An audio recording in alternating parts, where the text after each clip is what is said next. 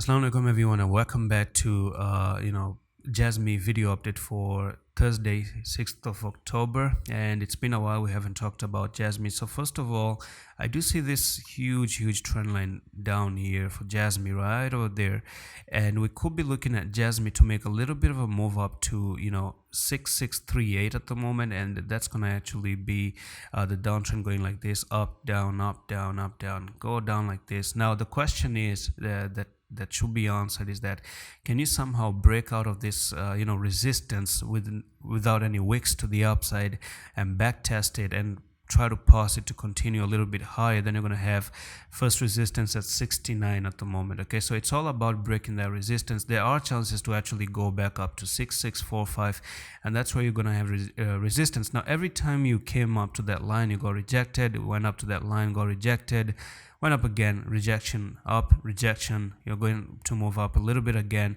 and you might find some rejection.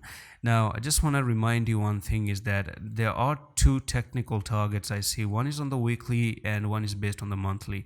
Now the weekly time frame, unfortunately, it has three black crows, and that's a continuation pattern. That means that next week is gonna be red. Now this week is a little bit of relief, and then next week continues to be red. So you do have 3 more days to close the weekly, because these are 3 red candles back to back, so that's not a good sign. Okay, it's just like the same way I could have told you here. This is what I'm talking about. So this is what happened. It always happened like this: 3 black crows, 1 green candle, and push to the downside. Okay, 3 black crows, which are 3 red candles, a push to the upside, and then drop to the downside.